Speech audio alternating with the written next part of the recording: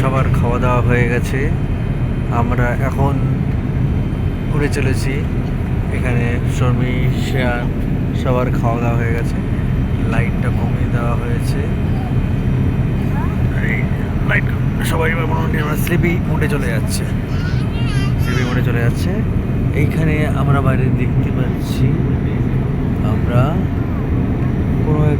কোনো দেশের উপর দিয়ে যাচ্ছি, সেটা বুঝতে পারছি না, কিন্তু যদ্দূর মনে হচ্ছে নিচে মরুভূমি দেখা যাচ্ছে। হতে পারে, রুটটা ঠিক বলতে পারবো না, কিন্তু যদি তাই হয়, মরুভূমি হয়, তাহলে আমরা এখন আরবিয়ান কান্ট্রিজের উপর দিয়ে উড়ে যাচ্ছি। এখানে একটা জিনিস দেখা যাচ্ছে যে একটা লাইট জানলা পুরোপুরি লাইট ইলুমিনেটেড, আর আমার জানলাটা পুরোপুরি কালার্ড। এইটা একটা দারুণ মজাদার জিনিস দেখাচ্ছি। এটা আমিও আগে দেখে নিই। এই জিনিসটা এখানে একটা ফ্রিজ আছে, ফ্রিজটা এখানে কালার কন্ট্রোল করছে।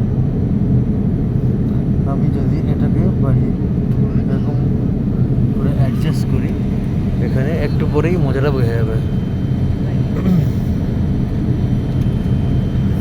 দেখতে পাচ্ছেন এখানে কালারটা আস্তে আস্তে করে উঠে যাচ্ছে, বাইরে আলোটা পরিষ্কার হয়ে যাচ্ছে। কালার কন্ট্রোল করা যায় এই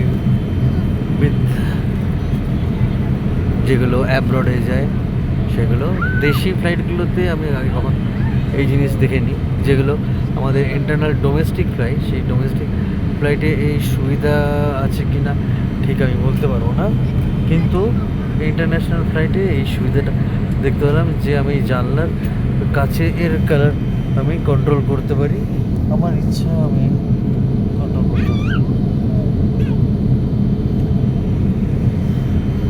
দেখছেন আস্তে আস্তে কালারটা ফেড হয়ে যাচ্ছে, পরিষ্কার হয়ে যাচ্ছে, ফেড হয়ে যাচ্ছে। সে বোঝার চেষ্টা করছে যে একবার ভালো ঘুম হয়ে গেছে শেয়ানের ভালো ঘুম। বাবা এখানে হ্যালো বলো, হ্যালো হ্যালো। সেখানে একবার ভালো সুন্দর ঘুম হয়ে গেছে। এখন একবার ঘুমানো কেন বেশ ঠান্ডা, আর ওখানে একজনকে দেখছে মনে হচ্ছে যেন বরফ পড়ছে, কিন্তু সত্যি এখানে খুব ঠান্ডা। উপরের সমস্তগুলো আমি বন্ধ করে দিয়েছি, তাও এখানে যা ঠান্ডা হাওয়া আসছে যথেষ্ট।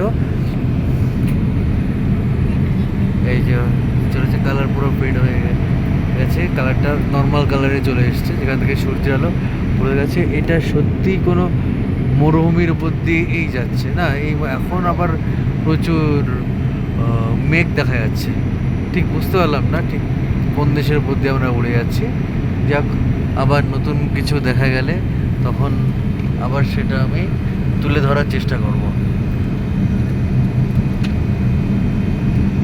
অ্যামেজিং। আমাদের কিন্তু বসার জায়গাগুলো খুব সুন্দর হয়েছে। কলকাতা থেকে দিল্লি, সেখানেও এই ডানার উপরে বসে বসে এলাম। এখন এখান থেকে প্যারিস যাচ্ছি, সেটাও এই ডানার উপরে উঠে উঠে এই এলাম। চলো, নতুন দেশ, নতুন ভালো লাগা, নতুন উৎসাহ উদ্দীপনা নিয়ে আমরা চলে এলাম প্যারিসের উদ্দেশ্যে। আবার টাটা করো, এদিকে তাকিয়ে টাটা।